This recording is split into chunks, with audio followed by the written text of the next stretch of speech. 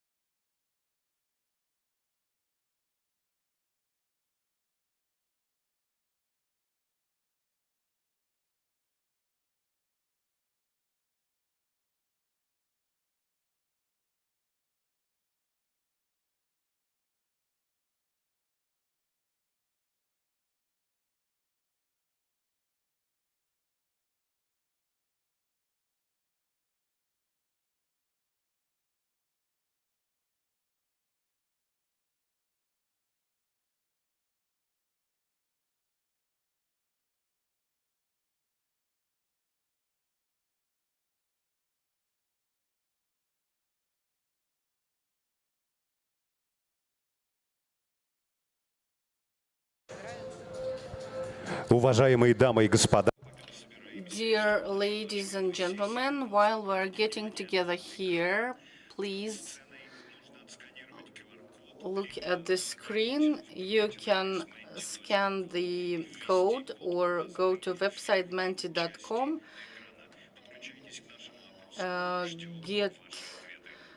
Get connected to our poll, and we're waiting for your replies.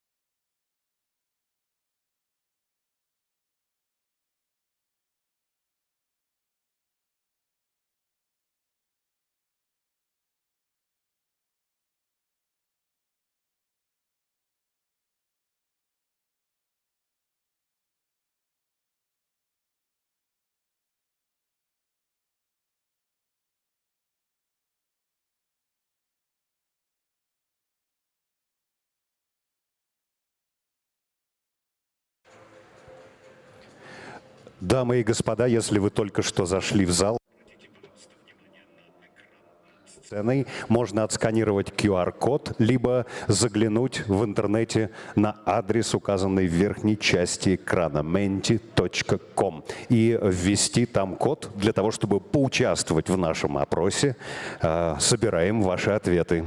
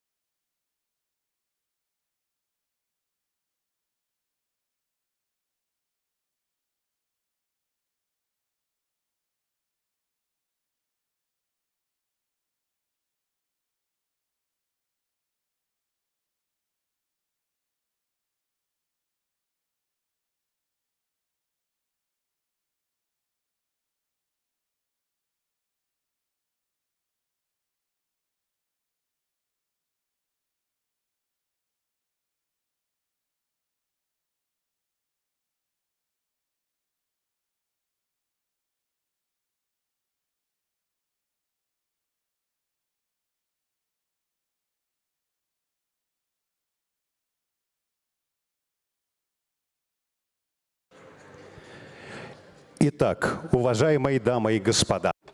Dear ladies and gentlemen, it's time to start our next session of our today's business forum of Eurasian Bank of Development, Eurasian Transportation Network, Problems, Solutions.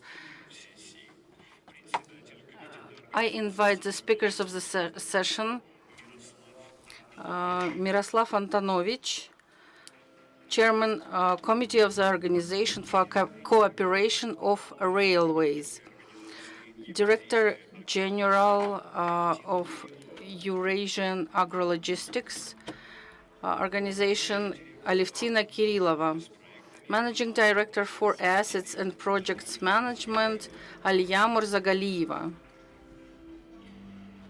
Vice President for External Relations Staff, Kazakhstan Almaty International Airport, Dauren Kabiyev. Partner Head of Practice in the CIS and Central and Eastern Europe, Herbert Smith's Free Hills Paris office, Olga Revzina. Director, Institute of Central Asian Regional Economic Cooperation, Kabir Jurazoda. Vice President and Chief Operating Officer, New Development Bank, Kazbekov Vladimir. Deputy Chairman of the Management Board, Eurasian Development Bank, Yaroslav Mandron. And I'd like to welcome moderator of the session, Evgeny Nadorshin, macroeconomist.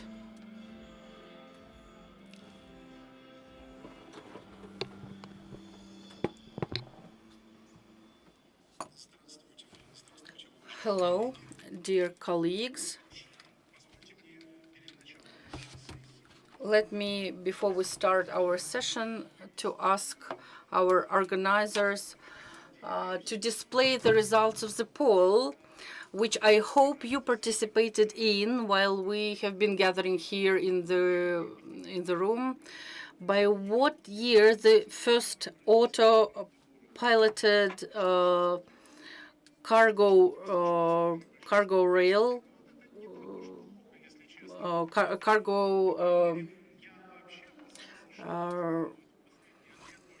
в числе самых популярных. Но нет, смотрите. Что ж, будем надеяться. Cargo train is going to take place. Everyone was very optimistic, and you mentioned 2030. To me, it seems to be too optimistic. I doubt this. So let's get back to more serious questions. We have their South Eurasian route, and we changed the title. Corridors we now are calling as routes. That is why I don't get confused. So we don't need the results of the poll. We need to see them later on in the end of the session in order we could discuss it by the end of the session. So let's get it started. Let's start from the most important, the major carrier. The load carrier in Central Asian routes. This is both land transportation, mixed type of transportation. I'd like to pass the floor to Miroslav Antonovich. What are the prospects? What are the problems? In what direction everything is going? Please, floor is yours, Miroslav.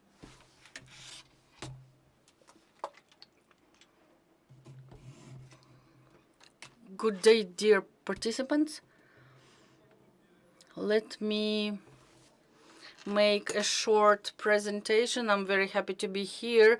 Thank you organizers for inviting me here. I'm very happy to be here. And I'm happy to support the development program of Central Asian countries. Almost all countries of Central Asia are represented in this project. And when the chairman of Development Bank mentioned that there is no connection, and we are dealing with making international transportation corridors better. We deal with safety, environmental protection, cooperation between the countries, innovations, introduction for railroads, cargo transportation. There are very important challenges in there, and the content of our organization includes 13 railway corridors, international railway corridors, and they coincide with the initiative of EBR, and it is related to the longest corridor in the world. It is related to the second railway corridor. It is related to medium corridor, and this is South Corridor, which goes through Turkey, and this is corridor number 6. If we're talking about the volume of transportation, these loads, they exceed over 5 billion ton. If we're talking about container transportation towards China and back, in 2023, it is 17.5 thousand of container trains. Within the framework of this, dear colleagues, we have very important corridors are very important because they connect various types of transportation. And we work quickly in order to transfer the consignment note and we make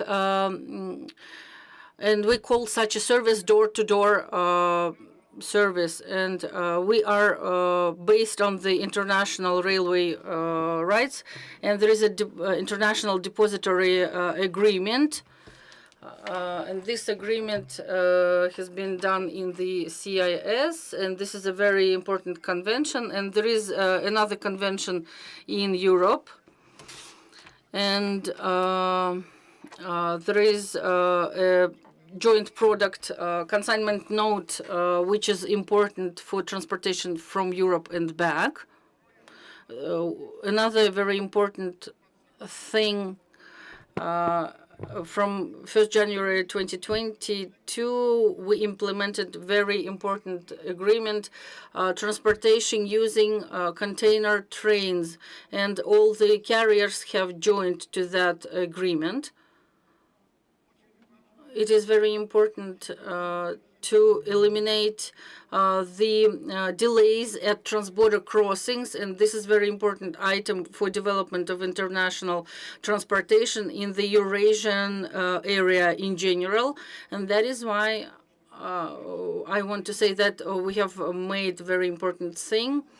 And with UN having their headquarters in Bangkok, we have made the document of a recommendation specific that allows to provide the next step in international transportation and allows to have one window approach at the transborder crossings. And economical solutions is very important as well.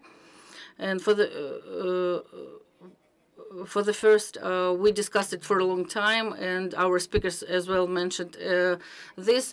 The challenges from the entire world are related to the railways as well, despite the railways are the most environmental friendly type of transportation.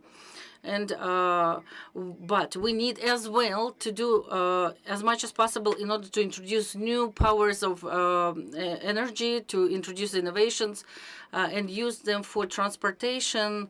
And this is I forgot to mention, but now I'd like to say the different widths of rails. This is as well a significant thing to remove.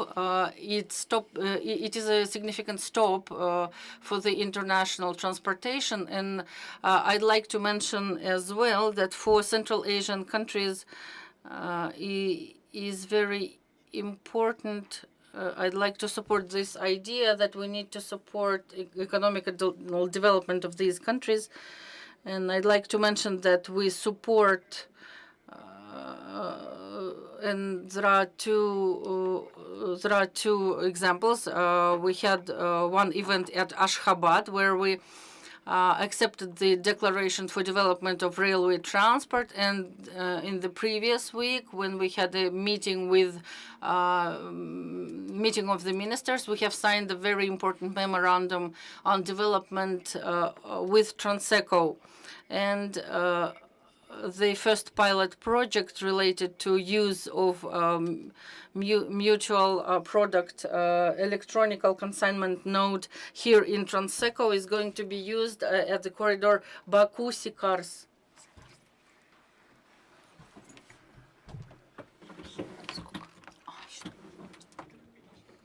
Thank you. Could you please tell me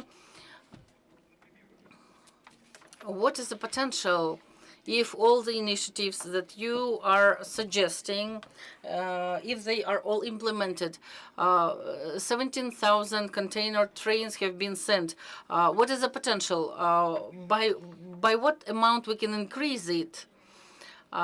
Within the framework of our organization, we're doing our best to increase the volumes But in order to reply your questions, as a professor of university said, it depends on various levels of dependence, quality logistic infrastructure, competitiveness of transport, railway transport depends on the speed, and transcontinental transportation 1,500 kilometers per day they are making. And for the medium corridors, the bank is prognosing by the 2030 the increase of transportation up to 12 million ton. And as well, there is a tricky question that I'd like to ask. You have displayed the recommendations that there are innovations, digitalization, but how do you think the economy of the region, the railways, are they ready for that? This is a difficult question. Could you please give the short answer? And we consider this topic, and together with the UN, we try to solve these issues. And I can say that in the end of 2023, within the frameworks of Central Asia countries and South Caucasus countries, there was decision taken on development of middle corridor from the Caspian Sea in order to use the concept of one window approach on the digital platform for digital transit. Thank you. Thank you very much. Okay, if we're talking about continental or mixed Eurasian routes, we definitely talk about countries where these routes are originated, where from they go, through which countries they go. And we need to widen up the borders and to avoid disbalance that we can see. Especially if we're talking about commodity transportation, sometimes they cannot sort it out by themselves, but these are not long lead items, and they are being produced in some countries in very significant amounts. For example, it can be agriculture products, and if we're talking about the within the frameworks of EAC, and there was the initiative launched, and I'd like to ask our next speaker to talk about the results and perspectives. Alevtina. Потерялся кликер, а вы его передали. Good afternoon, dear colleagues, dear friends. I am happy to see all of you in Almaty city. It is a very wonderful city, and I'm thankful to our Kazakhstani partners for this warm hospitality, and also the Eurasian Development Bank for the organization such great event. And the round table is very important because it is dedicated to the Eurasian Transport framework. This is the large project monitored by the Eurasian Development Bank in regard of the implementation. And I would like to continue the speech of Miroslav Antonovich, the head of the Association for the Railway, which combines different countries working in a railway industry. And of course, those decisions which have been made in a transport law, all of them, they help to the head of the logistic companies and industries working in that industry to improve the services. First of all, to the users from the Eurasian Economic Unit, and also new stakeholders who are joining our project. Eurasian Agra Express, this is the project of the express multimodal transportation within the Economical Eurasian Union, which consolidate the food industry from the CIS country, from the union countries. They send it for export to the third countries, to China, to the South Asia, to the Middle East, and after that, 2 years, just because this project is work in a So more than 800 tons have been already transferred with the dynamic of constant increase. Well, first of all, those are the roads, Belarus, Kazakhstan, China, and Russia. Roads, Kazakhstan, Uzbekistan, then Pakistan, and the roads of the corridors north and south, as well as the south branch, and as well as the north roads. And we also improved our services with our key operators, expeditors, and logistic terminal. Together, we set up the public rates, and we purchased all needed equipment for transportation of food, such as vegetables. We also have flexi containers and universal containers. What do I mean by that? The leaders in an agricultural sector, such as Kazakhstan, Uzbekistan, we can see in that sector the increase up to 60 million tons. The data is based on the last years. And in this year, we even see the dynamic of growth by communicating constantly with Asian companies, traders, importers. We see the increase in the demand as well, including providing the food security. By implementing this project, we found that we need a need for the agricultural terminals with large capacities for consolidation, for sorting products, in order to create large batches of the products for interested countries. On this map, you can see the main points where the agro-terminal will be constructed together with the Eurasian Development Bank and other institutions for the development and international organizations, for stakeholders, for the beneficiaries, for the agricultural representatives. So altogether, we are doing this job within the Eurasian transport framework. Here you can see all Eurasian roads. Everything what was said by Mr. Antonovich is already shown on this map. Here you can see that the road further goes to our area and then moves to China. And also the Meridian corridor are involved into the transportation system, as it was said today during our opening remarks.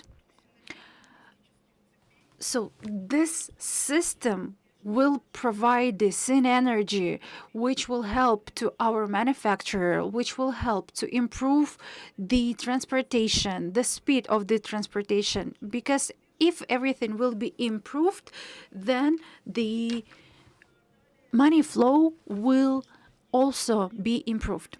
We have problems in the development of that sectors as well. And unfortunately, we don't have Kazakhstan Timirjoli representatives because it would be very fruitful to talk with them in order to make the plans. Today, we have signed the agreement for designing agro-terminal in Turkestan district located on the south of Kazakhstan, and also to improve the transportation from Uzbekistan, Tajikistan to Kazakhstan, and vice versa, from Kazakhstan to Pakistan, to Kyrgyzstan, and further South Asia region. As it was said by me and by Mr. Antonovich, it is important for multimodal infrastructure. So we need to have the infrastructure. We need to decrease the terms. We need to install new terminal, and we need to share with the information with the participants, with those companies who create the transportation chains for the operators who actually transport the goods.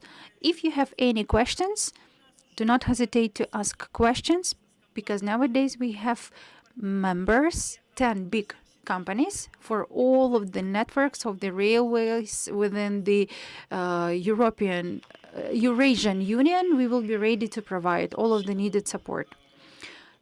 Thank you so much. Well, I've seen the ambitions, 40 billion ton, different types of good, not only for the agricultural sectors. And I have a question. So this is the fact, 800,000 ton. But in a real life situation, what will be the load, total load? I mean, what is the total potential? If we will not count the corns, then we plan to double this number. But of course, for that, we need the warehouses and the infrastructure, especially for the Central Asia countries, Uzbekistan, Tajikistan, where they load from the field the goods like vegetables without any cooling processes. And that is why during the transportation, of course, the quality of the products will be worse. So that is why we need to construct the warehouses, we need to improve the situation, and also we need to develop the current or corn or grain industry in the countries where it is not that developed. For us, for Kazakhstan, we try to increase the number of the shipments in general for both of the directions. Well, shortly saying, big market as China, we connect with Europe. If 6 million ton have been sent from Russia and delivered to Kazakhstan, and if we are talking about the export, then no, now I'm talking about your initiatives. Well, we always consider corps, but it is not Agra Express, because Agra Express, it is more, it is bigger products.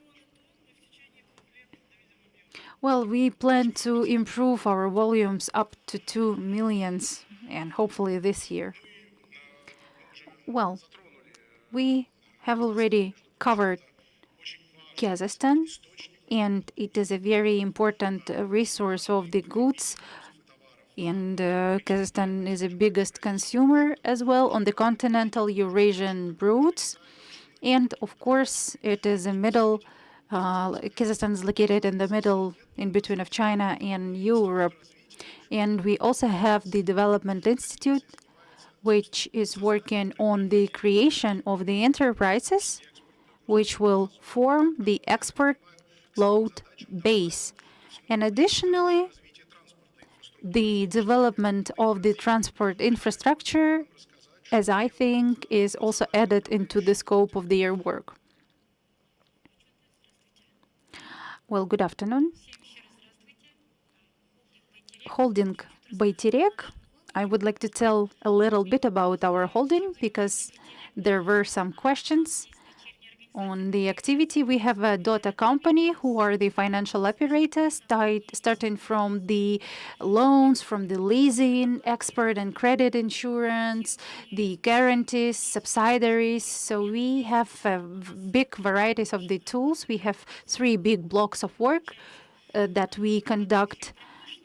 First, it is the manufacture. In second sector is the transport. Small and medium-sized businesses, construction, and agriculture. I mean, we have different areas of work. I would like to highlight this fact and shortly tell you about it. In general, we are a financial institute who provide the investments to the project into those sectors where the second-tier banks doesn't want to enter. Sometimes we make a decision independently, sometimes jointly together with other development banks who want to work at the Kazakhstani market. So sometimes it could be a joint efforts. Unfortunately, sometimes we unfortunately, we are not specialists in a sector. I would say we are a financial institute. But if you're talking about the transportation in Kazakhstan, then we are raising this question for the second time, the infrastructure. For the first time, it was in 2014, 2015, the Nurly Zhol program. It was the reconstruction and the modernization of the roads, the railways, and also the provision of wagons. Well, this type of program have been launched. Now it is finished, and the government drafting a new project within the framework of which we will play a big role, I mean the battery company and our data companies as well, in regard of the financing the project, logistic project, on combating the issues of the bottlenecks, also the amortization. And in Kazakhstan, the Kazakhstan Timirjuli reports are in a public access, so we are aware about the situation. We need to purchase an additional wagons, so that is why we are working in this direction with the manufacturers as well, those manufacturers who can produce needed equipment or wagons. And starting from 2015, we have already invested a lot of money in order to update the cargos, the passenger wagons as well. And we also have some locomotive projects. Also, this year, the government announced the information that the highways will be reconstructed. And also, we attract investments. And this year, we have already got a lot of projects for the improvement of the highways. And within the framework of the governmental project, we will work on that direction. We will try to give new life to the destroyed roads and highways. When we started this work, we also faced with the special equipment issues. So we are working in that sector as well. We are considering the project which will be able to provide the repairment. So we also try to be in touch with the small and medium-sized businesses. Maybe they will be able to cover all of the scope of work. But in general, the potential is very big, the middle corridor, and in Kazakhstan, in general, we ensure a lot of investments with the help of the Kazakhstan Timirjuli within the framework of. And if we are talking about Kaspi, then we also pay a lot of attention on port named Kurlyk. It is now at the stage of the development, and we are entering this project as well in order to provide finances to those companies who would like to develop those areas and who would like to create new ports for the proper transportation. And again, we are considering the purchasement of new wagons for Kazakhstan Timirjuli, for their daughter companies. Some part of the volume is already delivered. We try to monitor this as well, but in general, when we are working with this project, we see the situation. If it is wagons, then up to 5 years, the money could be returned. But in the area, the terms for the loans, if it is the wagons, it's 5 years. If it is something bigger, then of course 5 is not enough. Thank you. You mentioned the fact that you can see a big potential in export and transit routes. But can you tell me about new port on Caspian Sea? So you construct it, and you expect new cargoes in million tons, hopefully. So what are your expectations? Up to 11 million ton, I think, all type of cargoes, all type of goods.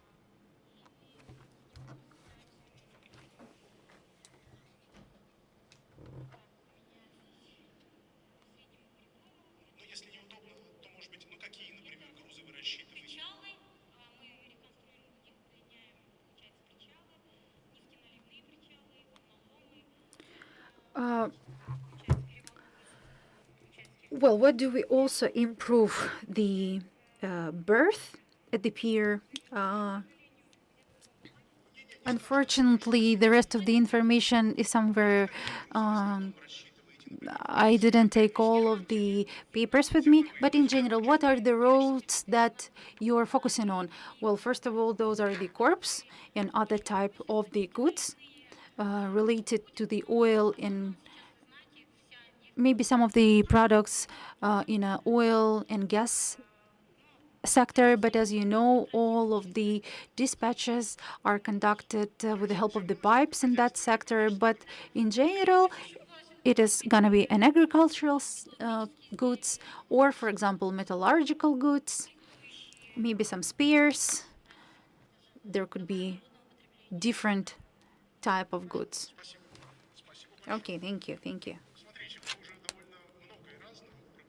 Well, we talk a lot about the good transportation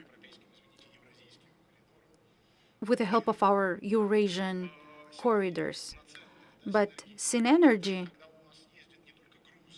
it is when you have not only cargoes, actually passenger also use those roads, and it is important to provide the comfort, a proper time spent in a train to the passengers. And it is not only tourists. For example, for the purchasement of the some enterprise. So those, for example, in order to sign a contract for some creation of a company or any type of the agreement, the party should physically put a signature. So in order to that, some of the businessmen, they prefer the railways. And moving to the next sector, dear Daurian, I would like to congratulate you with the new terminal in airport of Almaty city. The president of Kazakhstan has already highlighted the fact that the opening was very successful, and I personally visited new terminal, and I like it so much. And there is a fresh smell of the new, of the repairments that have been done recently. So I inhaled the fresh air, so it was very comfortable. So all was good, and I have no other comments on that. Can you please tell me about the new terminal, about your ambitions, about the past, about the future, about the internal passenger, about international routes as well? So I guess it's going to be interesting for all of us. So the floor is yours. Thank you, Evgeny. I had a presentation. Could you give me a clicker?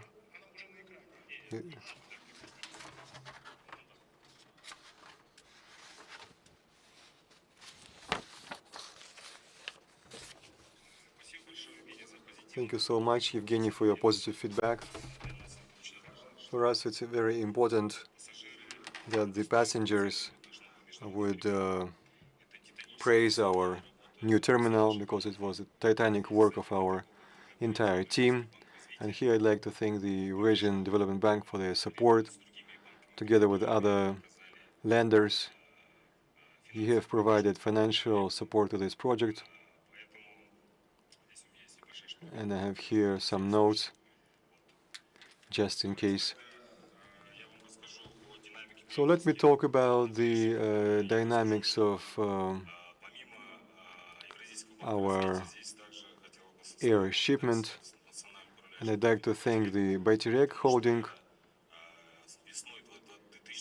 because in 2021, the consortium of investors of TAV Holding and the portfolio of BP Capital has purchased this airport, and we started to work to improve the operational activities and the construction of the terminal.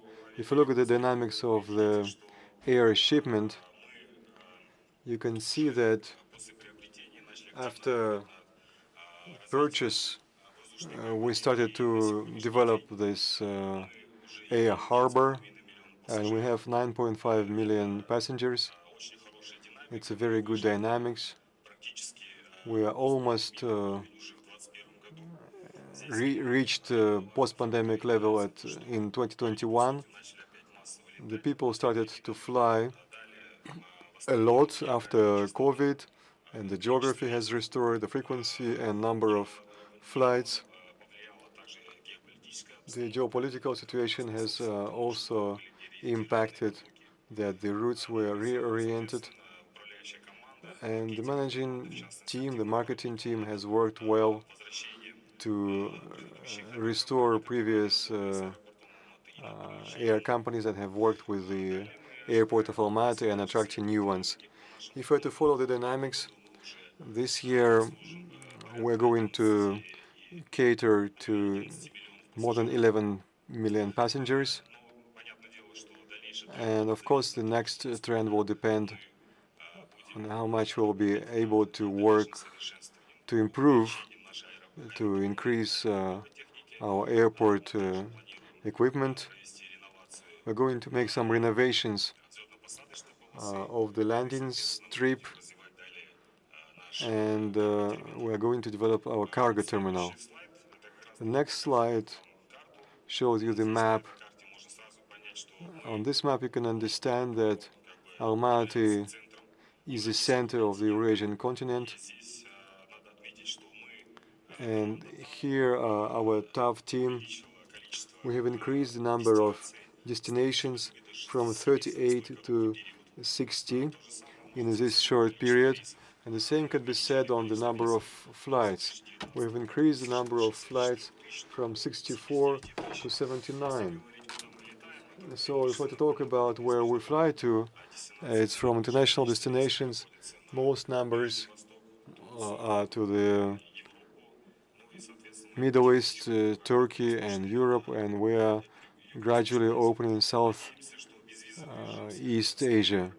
The visa-free regime with China and the European Union, as well as direct flights to US, will increase international traffic.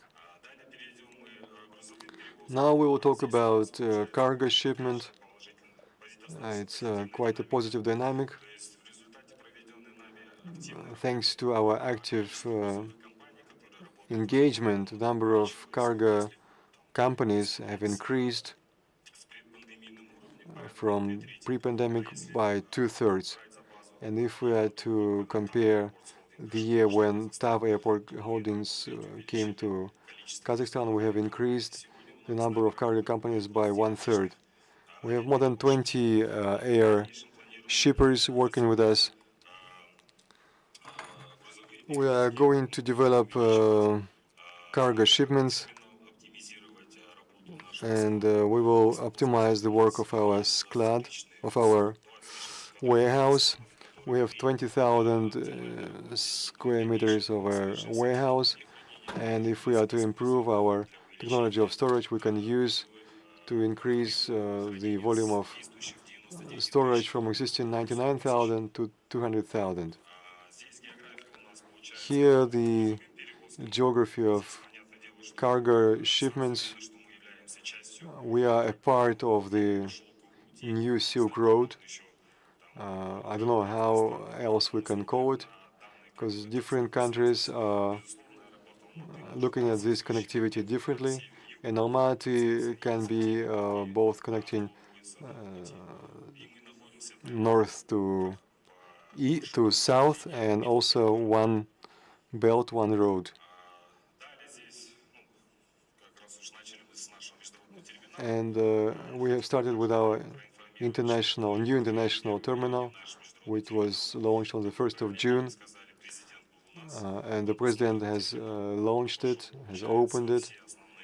He has looked through all major sites. We are finishing equipping F&B area, and we hope that in next 2-3 weeks we will fully cater with all available restaurants and duty-free, and we can improve the comfort for arriving and departing passengers. The advantage of the international airport as a multimodal hub, we are inspired by our success story, so we'd like to increase it, the potential of our airport to become a part of the Eurasian transport framework. Thank you, Daurian. Then I have a question to you. If you are going to increase the potential, I've seen the geography of your routes, and I'm wondering if I would go to Indonesia, Kalimantan, or Java, or the South Africa, when would such routes would be provided by the Almaty airport? Well, of course, one international terminal does not mean everything, because here we need to have the number of airport equipment, the quality of landing strip should comply with international standards. We're going to renovate one of the key landing strips in the next 3 years, and this is to reconstruct existing period. We're going to expand our cargo terminal, and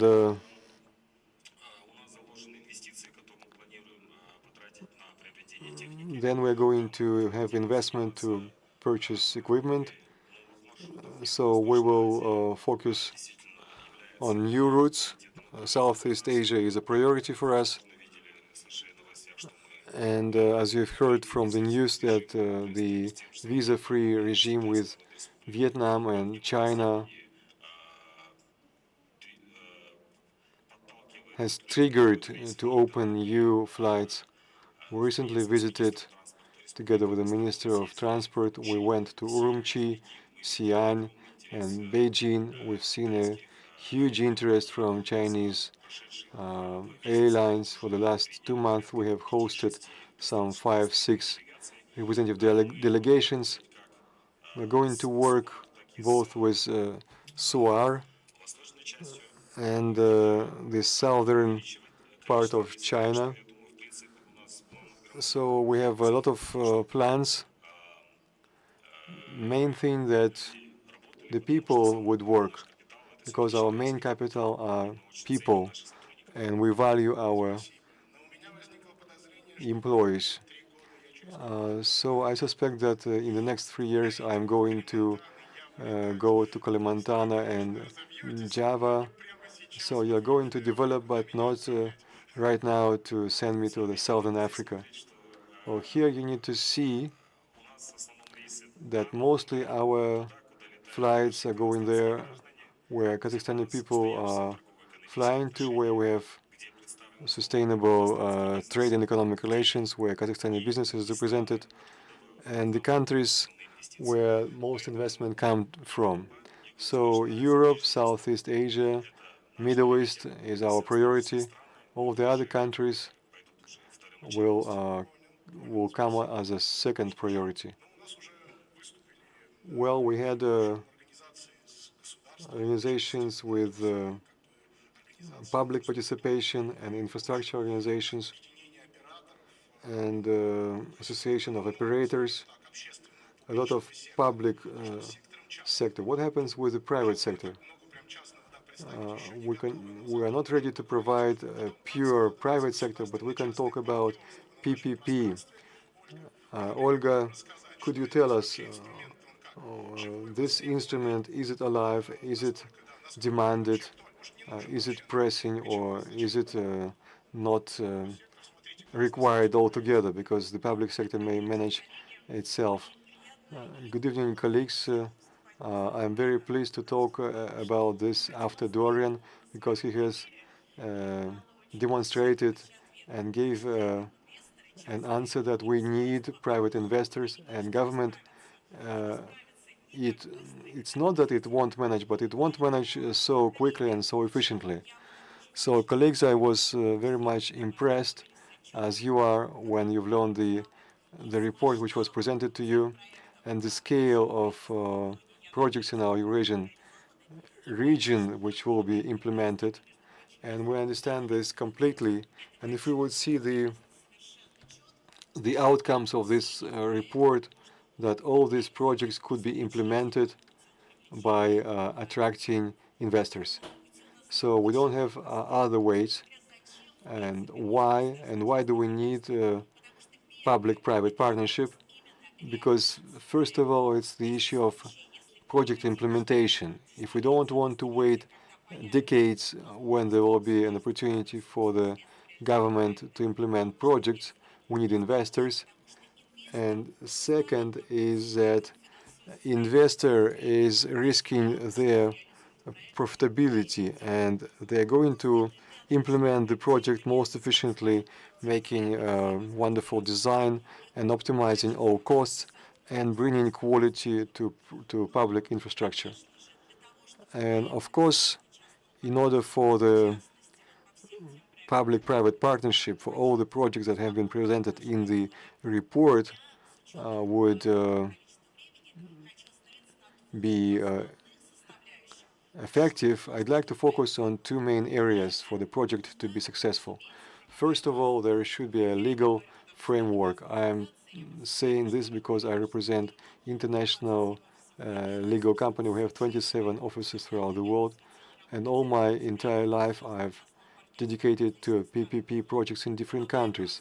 So the legal framework, colleagues, it's very important to understand that the public-private partnership term is different in different countries. In Kazakhstan, we have a law on PPP.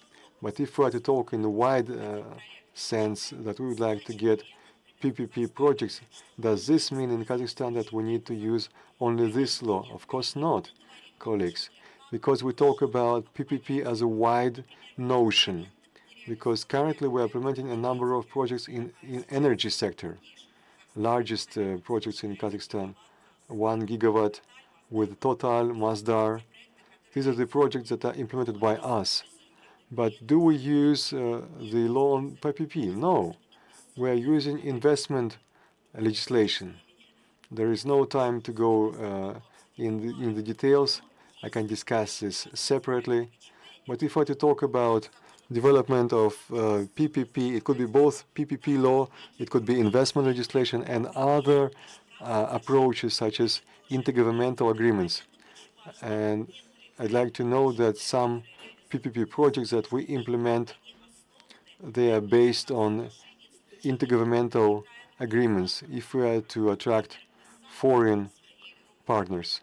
So we've written an intergovernmental agreement between France and Kazakhstan to attract French investment, thus giving a legal framework for project implementation.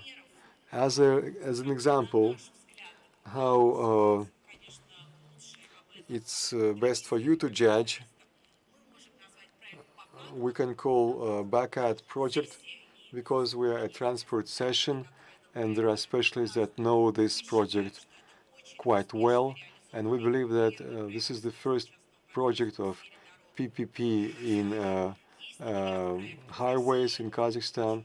There are a number of projects in Russia where we have participated, either from the government structuring this project or from the investors that you have heard from, such as Western Speed Diameter, Pulkovo Airport, and many other Russian highways. So in transport, PPP is widely used, and that depends by countries. In Russia, it used a lot, not so much in Kazakhstan. There are two largest projects in Uzbekistan, Tashkent and Dijan, Tashkent, Samarkand. So this is the mechanism and approach which is used. There are two key priorities. First is legal environment, legal framework, when the investor feels the protection and when they come that they will not lose their investment. And secondly, it's the bankability of the project. And I'd like to thank Eurasian Development Bank for the invitation, because we are on the platform of the International Financial Organization, and the banks needs to choose from a number of projects those that are compatible with bankability, and it's not such difficult mechanics. The banks do not require budget guarantees. Banks can live up with some contractual obligations and commitments. And when we talk about the developing markets, there are several topics. This is international arbitration.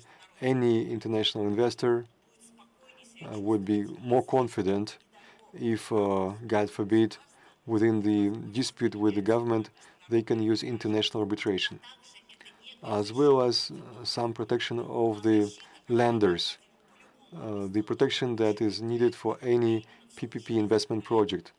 In case if the project collapses, we need to provide for at least the return of the senior debt to our lenders.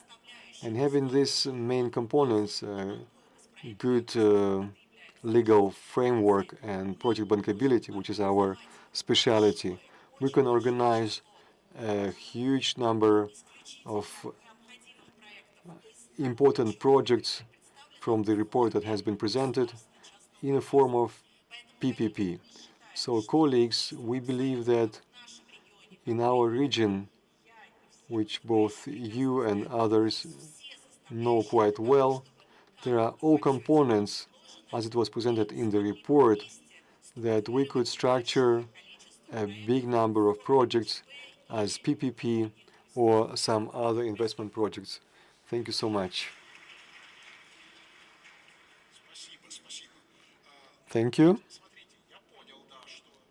I understand that there are some prospects that PPP is alive, but there are some details. You've mentioned examples from Russia, and since I'm using these projects, I can tell you as a user that not everyone, but unfortunately most that are not that are used as a user, I don't have any claims to the quality. I am concerned with the price, because Russian projects for the users of infrastructure projects is times more expensive than similar European projects. It's expensive.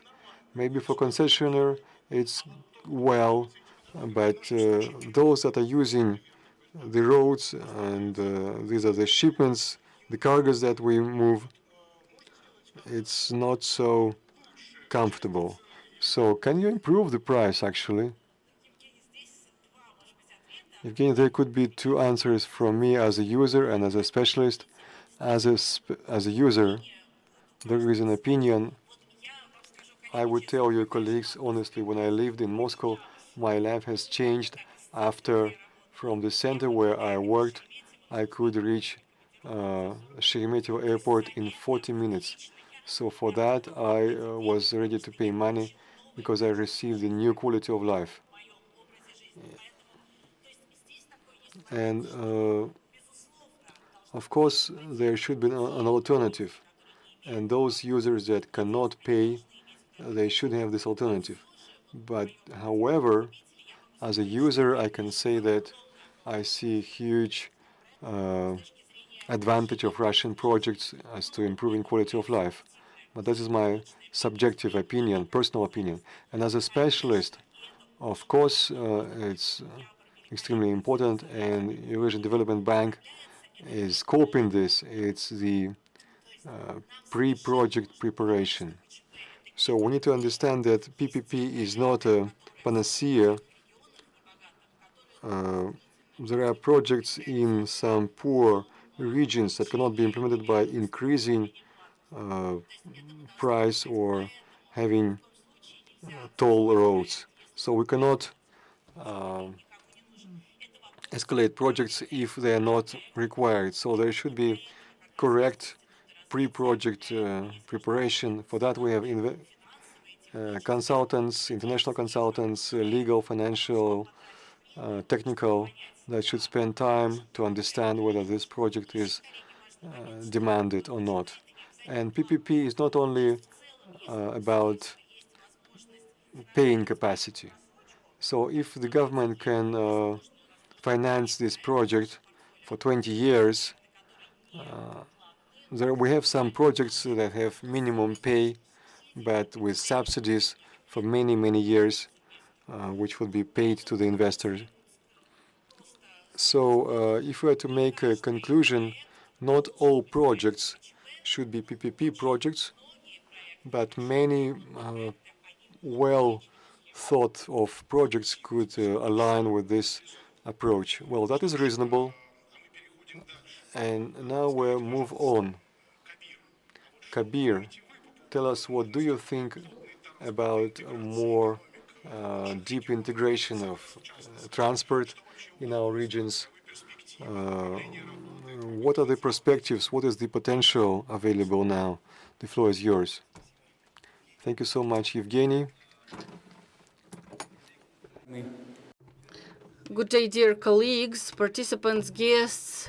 I'd like to thank Eurasian Bank of Development for such good conditions that were created for this forum, and I'd like to share my experience from TSARES. Dear participants, institution of TSARES is really unique organization which provides development by increasing the potential in the TSARES region, CAREC region, and the strategy of CAREC by 2030, they have been developing the priorities in order to increase the cooperation, and one of the priority topics is the simplification and adjusting of mechanisms of international trade in order to enhance infrastructure and increase the connectivity between the transportation systems and to promote diversification of economy. The key item is development of transport corridors, which are the main arterias of international trade, coordinated development of infrastructure, investment into infrastructure such as automobile and pedestrian transborder crossings. They increase the efficiency of trade and promoting the enhancing of transportation network, elimination, reducing of administrative barriers, and work on the basis of one window approach allows smooth transfer of goods within the region. As well, CAREC is aimed at enhancing of procedures in terms of one window approach. It optimizes not only trade processes, but it as well promotes investments and economical growth. It is necessary to emphasize that one window mode is very important for CAREC in terms of trade procedures. It integrates and makes it easier to do the import, export, and transit, reducing bureaucracy and losses for business. Under support of the institution and in implementation of the program, it would allow to increase the transparency of trade And I'd like to mention the role of simplification of procedures in the region. CAREC institution allows to perform research as well to do the analysis of dynamics of trade. As well, we consider the geopolitical tendencies. As well, the center works as the advisor in terms of politics and in terms of transport infrastructure and trans-border procedures. It's like advocacy. The institution works for increasing the amount of potential of qualification of the state officers in order to simplify the trade procedures. CAREC helps to promote trade, development of potential. Let me share the information about the monitoring and corridors efficiency assessment by 6 main corridors of CAREC. It has been launched in 2009. The system collects empirical data from expeditors, from the trade associations, and these data are a reliable instrument to determine the bottlenecks. As a result, these data are provided at international conferences of CAREC for the countries, for the specific crossing items. If we're talking about simplification of procedures, it is related to crossing of the borders, which are loaded in case of unloading from trucks and loading onto other vehicles of goods. And according to the data for 2020-2021, the key indicators have enhanced. As you can see in this table, motor transport has reduced its time of border crossing by 27.2%. Overall, costs have been reduced by 24.8%. Speed has increased by 8.3%, and speed without stops increased by 1.1%. And as well, the border crossing time has enhanced by 1.7%, and overall costs for transportation have increased by 29.6%. It was very significant during the pandemic because the goods were the essential goods were supposed to be delivered quickly. So this is briefly, Evgeny, this is my presentation. Are there going to be questions? Yes, I do think that there are going to be questions. I see that for the CAREC corridors that you have mentioned, they were about three point cargoes. Some part of it from these are agro products. So the main components are machinery and agro products. What is the potential? Where do you see it? What in particular do you expect to see this to increase? CAREC corridors, they have significant potential in order to increase the amount of transportation. But the key factors to implement this potential will be development of infrastructure. This is the first thing.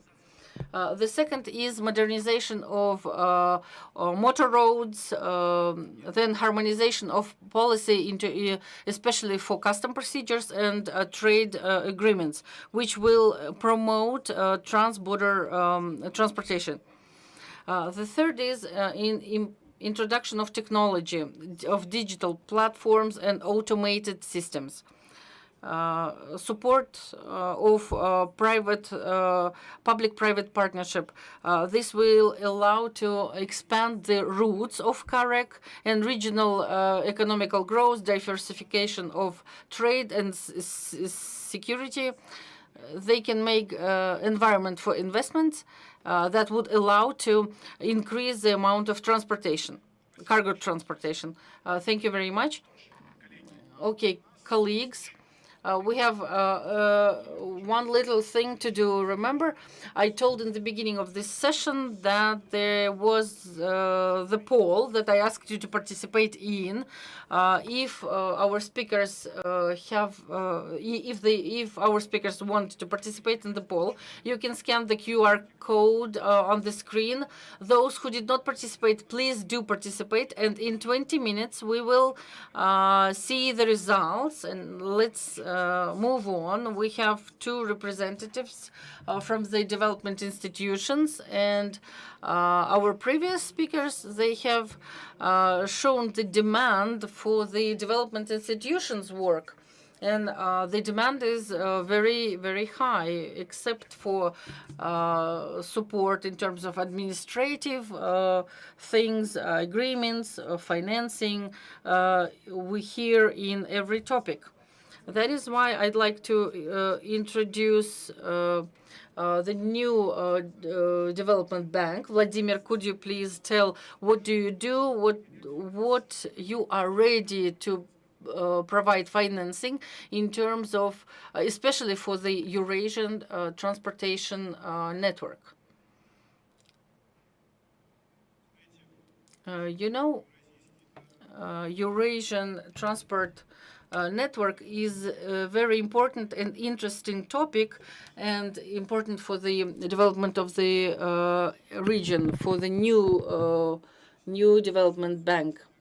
And there is a significant limitation. We can implement projects only on the area of state participants.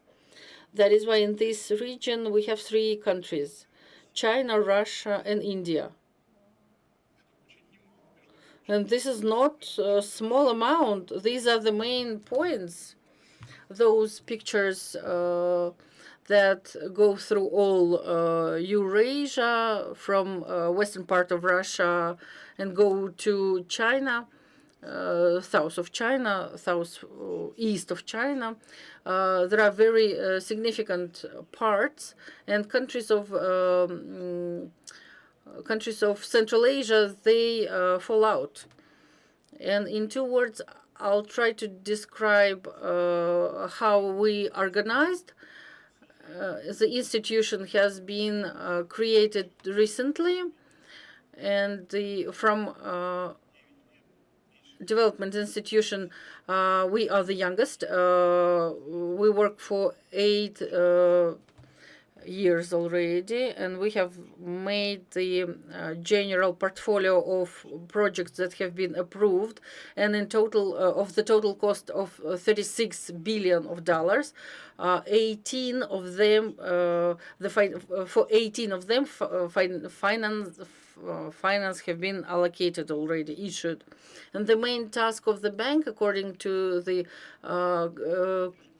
agreement on creation of the bank, is the support of member states, and in the sustainable development of transport infrastructure, it is the key component. And from these 36 billion, almost 13 billions have been allocated for transport infrastructure.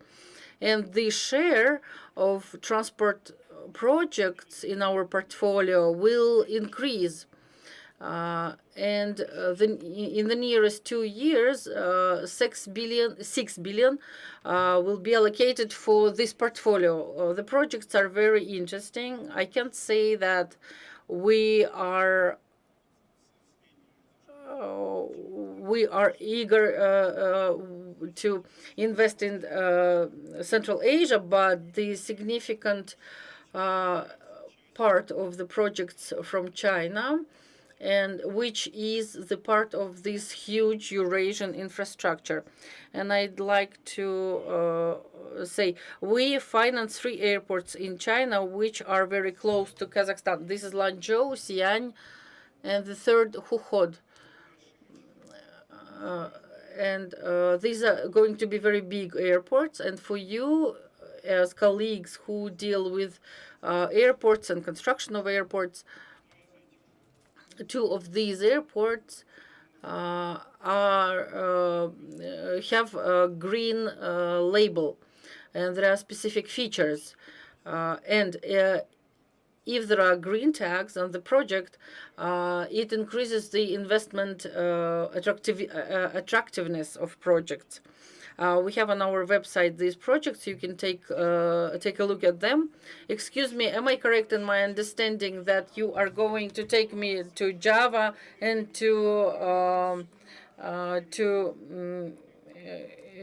you are, and I won't have to come here, considering the length of the flights of modern planes. You won't get to Cape Town. You will anyway have to land in Dubai. Oh, this is sad. And 16 hours is the maximum, is the longest flight. That is why you won't get to Cape Town. What about Java or Kalimantan? Maybe you can go via Xi'an. Thank you. And from those transport projects that we are financing that might be of interest for our colleagues, we have very interesting project in Lanzhou. This is Chinese transport hub, which connects 2 directions, north, south, east, and west. This is quite close to the Central Asia, and for us, as a development institution, we need to look at the development impact which comes out of this project. And maybe this project is interesting for those who plan transport corridors, because on the crossing of these 2 projects, they locate the hub, where and they're going to be the special economic zone where the production of such goods which are used for transportation, they are located nearby this hub. And considering the huge Eurasian region, this element has to be considered during planning. And you can take a look at our website, and you will see how our colleagues planned this scheme. And they were gathering points and adjacent points to such hubs. So there is such a system, If we're talking about other transport corridors, please take a look. We as well, okay, we think that we have one project that we are considering, and it is significantly oriented for the Eurasian Transport Corridor, and we finance dry port in Alashanko. This is very close to this region. It is definitely targeted for the neighboring countries, for all the participants in these transportation flows. We also consider transportation of food products and grain products. We have had very interesting projects in Brasilia, those who do export of food products. We have green project on our website for the logistic hub for food products. And of course, the amount of lended money will decrease if you have this green tag on your project. And mainly 80% of our portfolio are the sovereign loans. We provide loans to the states, member states, for construction of these infrastructure projects. And I'd like to add that considering the market situation and huge amounts of landed money in dollars, our Chinese partners are interested more in or national currencies or in yuans. This is our mandate. We have to increase the financing,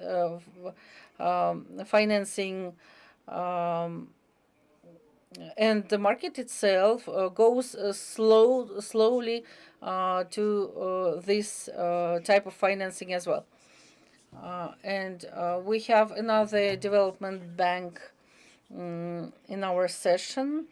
The host of the event, Yaroslav, could you please tell what instruments do you use? I think you are more engaged in private sector working. What do you have in your amongst your tools? What are perspectives? Evgeny, may I break the schedule? I think a lot of words have been said about Yabr, and we have discussed a lot about transportation network.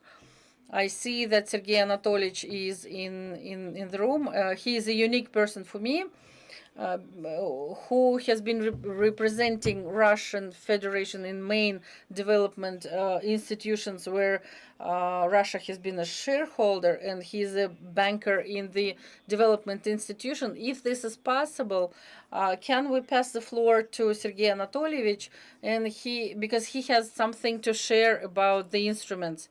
Yaroslav, I cannot say something against the host of the event. This is an awkward situation, and I cannot reject, of course. Sergei Anatolyevich, could you please tell about the tools? We need one more mic.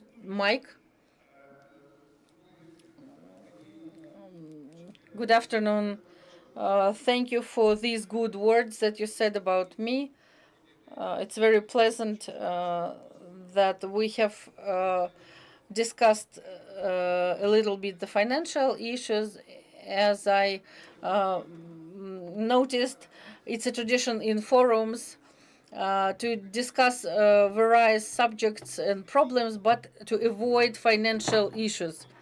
And I'd like not to speak about the tools, but I'd like to speak about the mechanism that is going to dominate in the nearest future. And this seems to be the only measure to attract private capital. Now we're all aware that projects cost a lot. They require a lot of money, and the payback period is huge. And from practice, we know that public money, money from national budgets, they were the source for financing of such projects. But now we are in such a situation when public finance, state finance, is not capable to do financing of a vast majority of projects related to sustainable development that we talk a lot about, fulfillment of obligations under the Paris Agreement on Climate. All this is connected to two previous sessions that we have had today. We need a mechanism that would allow to use the resources accumulated in the private sector, that they were transferred to the sectors of economy, to the infrastructure projects that are now most required. As a reference, in the global finance system, the assets accumulated which have been assessed in various according to various requirements, but mainly this is 430 trillion of US dollars. From this amount, the minimum amount is being used in order to do the financing of infrastructure project development. This is related for developed countries and developing countries, and this might be enough to cover the financial gap. Here, I'd like to say what we can do in order to bring private sector closer to the financing of infrastructure projects. It is required to have blended finance. And we all know what blender is, and we understand that how it works. When you have various items, you blend it and you get something homogeneous. And the essence of this, that we use all the set of financial instruments, they mix together. But this is one transaction which is guided by a specific institution, as it is being done by international financial corporation, or as it's being done in Russia, when corresponding work is being done by the Bank of Russian Federation. These tools are aimed at minimization of risk of private money, and it is so-called de-risking of the project. It can be performed by various methods. When commercial institutes comes that are curated by the Development Institute, and there are different ways. It could be insurance, could be guarantees. In our case, we're using the element which is not a state guarantee, but the guarantee of the State Institute for Financing of Development. And the mandatory element of bonding is availability of money, which could be treated as free money or beneficial money. And based on this money, initial documents are prepared with assessment of the banking with the project viability. And it's the government budget or the philanthropists, if the project is applied at the lowest level of development countries. So bonding is not a new thing. It started since 1990s and is now applied as official policy on the macro level. And if we are to read the documents that are related to global climate agenda, COP26, COP27, or what is happening in the G20, the references are made on blending as a panacea. And it cannot be a panacea, but however, there are serious emphasis because the government cannot fund the climate agenda and SDG agenda. So this is a good sign that we will finally progress when there will be a market of blended finance. Right now, although this terminology is sometimes used, every project is a boutique project.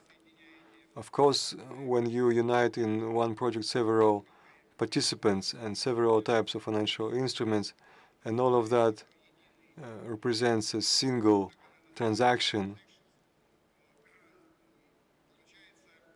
that means that makes a very difficult project which requires skills and qualified personnel. But the trend to develop this area is there. The global institutes, multilateral development banks have formed their working groups on blending and are using this, and are going to interact actively as their own consortium so that the blended finance agenda could be developed further. Thank you. Thank you. Just for Russian Federation, this project is called Factory of Project Financing. It exists since 2018, and there are two main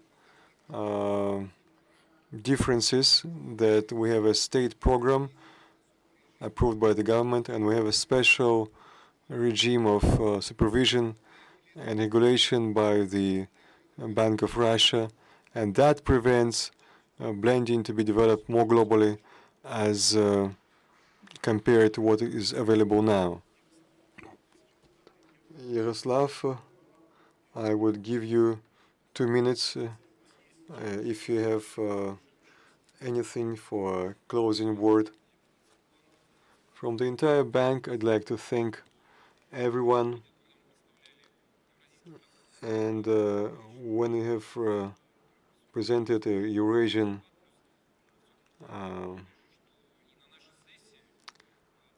transport framework or network, if we are to discuss about the bank, what I wanted to say, if we are to convert this in numbers, finding the initiatives that we are offering, we see that at least 100 investment projects that should be done in transport to develop Eurasian region and Eurasian Transport Network. And we believe that 35 projects are bankable, and there are different types of investment instruments to be involved. And we believe that consortiums and cooperation with other development institutes is absolutely essential. We as a bank plan in next 2-3 years some $2 billion in such projects to be invested in key areas such as rolling stock, where we invest a lot of money. And we are looking attentively at the Central Eurasian corridor.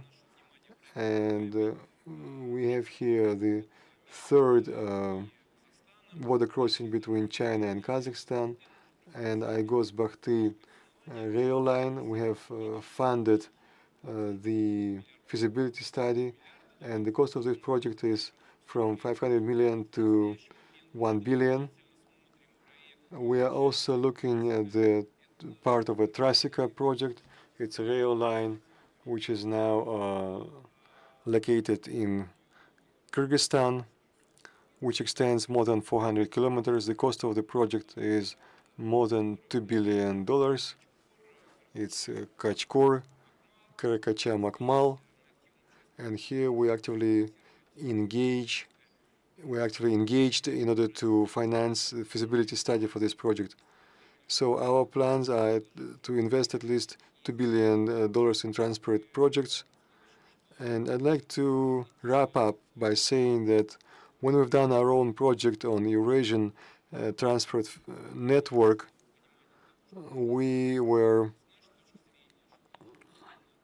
having a vision that the transport infrastructure now is required for our region, not only for the economy, for the level of GDP development, but it's the list of projects that are needed for the people who live in our Eurasian continent, 240 million people. And I'd like to thank all the speakers of our transport session. Thank you. Thank you. But we are not leaving. We will have results of the polling We'll spend 1 more minute to look at the results of the poll, your answers. Please show us your answers. So see how the audience voted. What is the biggest roadblock so that TRACECA, CEM, and would use same priorities as the North Eurasian route, which is 10 times less, but some 200 billion have been transported. So in order for our routes to be important, what is needed?